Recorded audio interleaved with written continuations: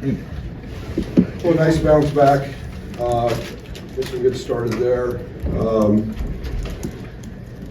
If you really truthfully knew what went into the last 2 days, it's even that more impressive. From the standpoint of what our guys picked up, we've been trying to make some changes for a while and haven't been able to. So enough was enough. Tommy was back in practice, and we just did some subtle things to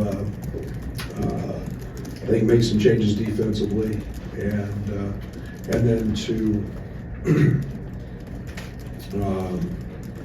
a really small tweak offensively, but we can't give them too much. But for our guys to pick all that up, this is a very young group. They hurt us a couple times early, but I thought we did a really nice job. I thought Kylan and Kasparis on Dix and Sanford going 7 of 22, 2 of 10. Those guys are elite scorers. I thought we did a nice job, and I thought Tommy was other than missing a few rebounds, I thought was really good. But nice bounce back, 5 turnovers, 17 assists. I thought we were very effective early, getting downhill, especially Kylan. I thought Kylan played as well as he's played in some time. But nice bounce back against a really potent offensive team, holding them to their season low 61. I think it's the most turnovers we've forced, this season. But I feel good about it. And now we've got 15 days with 2 games, and we can continue to grow and make some of the changes that we need to make.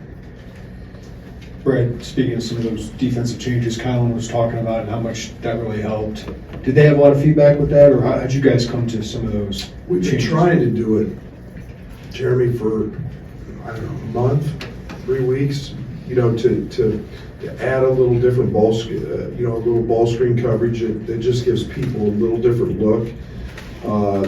Really hard to do without Tommy.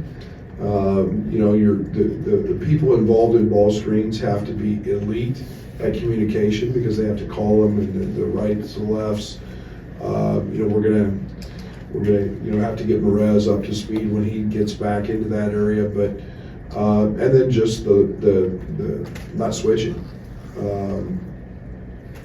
Keeping our good defenders on the other team's good players all the time, and there's a few other things we tweaked. We moved our pickup point back a little bit, but it was needed. It was very impressed. I'm very impressed with them. Just simply their ability to grasp that. We got home at 2:30 in the morning, up all night, to be quite honest, deciding whether to do it or to try to wait till after this game, and just felt like we needed to give these guys a little shot of different, and it wasn't perfect, but it won't be, but it was a nice subtle change that helped us tonight. Brad, for the person that might not see it initially, what allows Kylan to go from a Cooper Flag matchup to a Peyton Sanford matchup in a 72-hour period and be effective? Yeah, there's nothing on that side of the ball that Kylan can't do. And so physically he's very gifted. So that gives us tremendous confidence into what he can do. He didn't move Cooper. He knocked the ball away from him 4 times. I think he had, Cooper had 2.5. And then to go chase guys off the screen, and to go chase guys, off ball screens and whatever that is.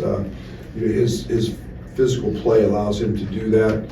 He's also really smart, and he's got great anticipation. He's got super quick hands, and so it doesn't matter the position, kind of 1 through 4. I'm all pretty good with him because of his strength and his quickness, being able to guard just about anybody. Coach, Iowa looked simply overwhelmed out there with all the cuts, replacing shooters out in the corners. Can you talk about how nice it is just to have everybody back at practice and how much easier it is to implement that stuff and these next 2 weeks? Yeah, I'm done talking about sickness. I'm done. I'm exhausted. Because I know it sounds redundant, and it's just nice because I still completely believe in this team's ability to where our ceiling is. We're still minus a guy that's a starter.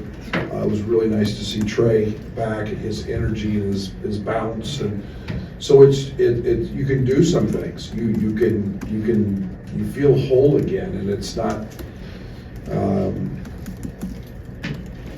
It's just nice. It's just now we can get back to coaching, and it was nice to see Will in the starting lineup and his performance and 7 rebounds. So we've got some work to do, no doubt, but it's nice to have everybody to be able to do it with.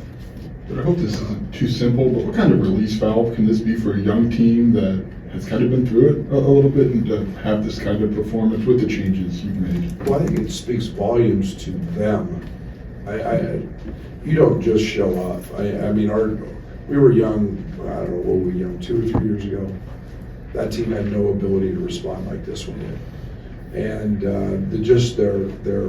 their confidence, their swagger, they still have it. Like I told them the other day, I said, we were 2 of 26 the other night. The good thing is the percentages are in our favor. We're going to make shots, and we sit there and look at their numbers and go through their numbers and shooting, and I'm sure you guys think I'm crazy. We make them like crazy. Go watch our warm-ups sometimes.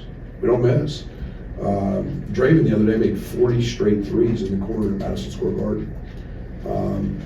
Elite shooter, and so it's the odds are in our favor. We're going to start making shots. You go through it, and now we've hopefully made some tweaks that stress that importance a little less. Now we got to get back on the boards, which we didn't do tonight. Coach, Ben came off the bench tonight, up 3 steals. Just wanted to get your thoughts on just him and just splitting time between positions.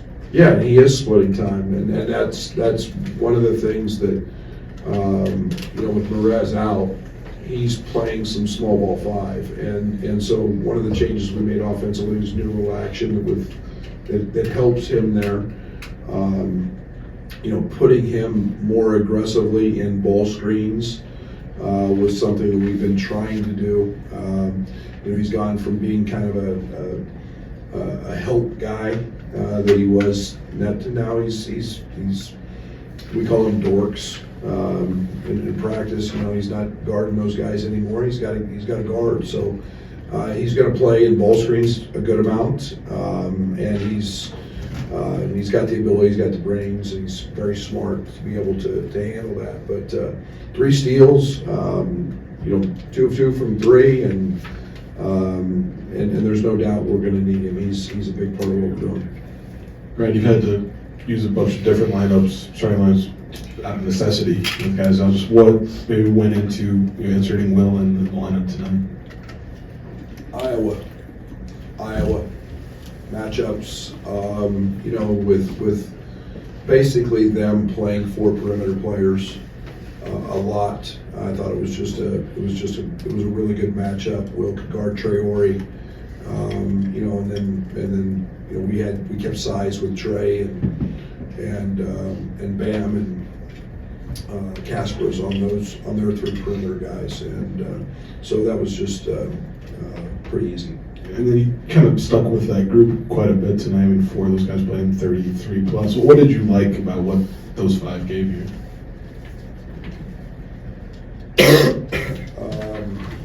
Plus 28, plus 19, plus 19, plus 19, plus 17. Really nothing beyond that. They played great together. And when you get that plus minus, and Will was plus 28 on the court, and I think when you get down here, you get the 5 guys that play the best together, and you play them and you ride them, and it might be different. It might be Ben some night. It might be Draven some night. Whatever it is. But I thought that that group played great together, and the good start was a real plus as well. So chemistry, just great chemistry. I thought on both sides.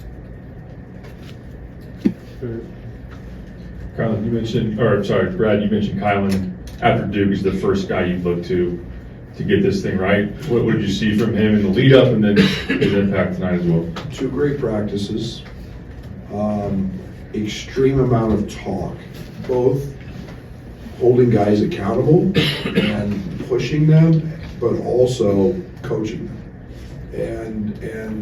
and teaching them. He's a wealth of experience. Kylan's really intelligent as a player, and his give me a little help coming off this screen by jumping to the ball. Talk a little sooner coming off the, all those little things that he knows come and are happening. He's dialed into, and so he becomes a coach on the floor.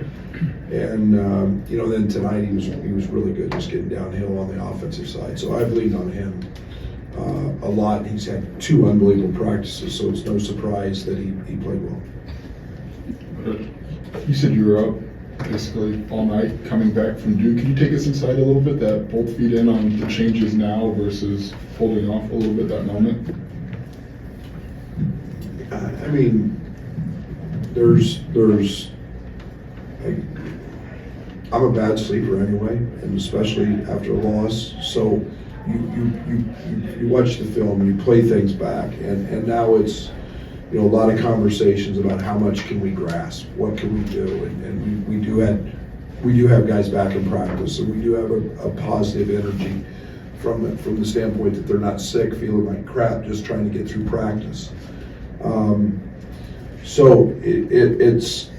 I just felt it had to happen after not playing very well, and we actually played better than the score showed. We just didn't make shots, and it's Fran's the best because Fran made a comment. He goes, "Yeah, we've all been there," and it's the truth. But it just felt like, okay, let's give them some. Let's see what we can handle with the change, and we needed I don't want to say a restart button, but we needed to see the change to get them thinking about other things other than just that moment. Coach Underwood, very broad question, but a question that I feel like isn't asked often enough. At this point in the season, how are you doing?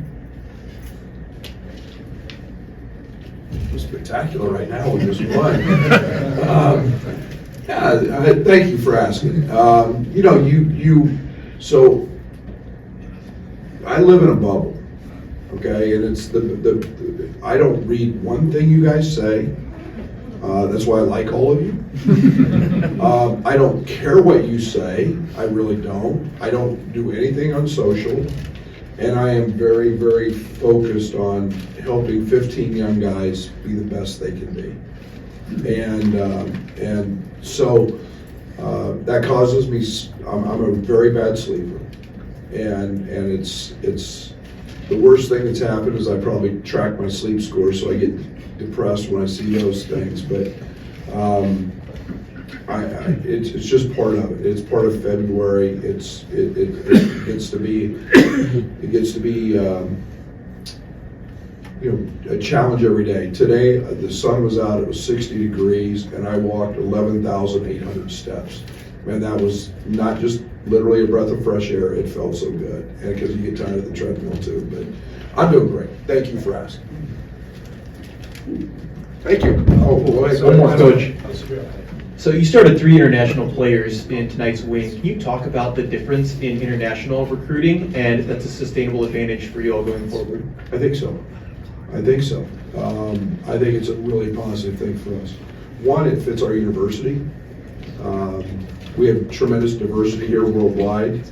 We have some of the elite schools in different areas that attract students from all over the world. So there's a comfort there for them. I love their development. I love their intellect. You know, you've got guys that speak 4 or 5 languages. You've got guys that have played basketball their whole life. They're very worldly, so they're beyond their years, in my opinion. And then they played high level competition. They're playing against pros at a very young age. You know, Tommy's been playing against guys at that caliber since he was 14 years old, and so it just fits me. It fits our program, and you know, we've hit a home run with all 3 of those guys. You know, I think we're in a position to continue to build upon their successes as they've done off the world. Scott's gonna finish us off. Colin talks about maybe having a little more swagger, and they haven't had that, you know, last 6 weeks. When did you maybe notice that or see that coming together? Was it over the last 2 days? It was, no. I mean, I was unsure. You're a little unsure because you know, we made some changes. I'm glad they said that. That makes me, you know, I think we won't bet anybody's ass. So I've always got a little bit of that in me, but I'm glad they feel that way. But I think just making some of the subtle changes gave them a different perspective and something different to think about. And we talked a lot about belief. We talked a lot about going 1-0. And you know, that was a lot of it. So I think there was a little, you know, they deserve all the credit. They deserve all the credit. I'm so in awe of their ability to pick things up, and I'm so in awe of how hard they played tonight. And not many, especially young teams, could handle that. Okay. Thank you.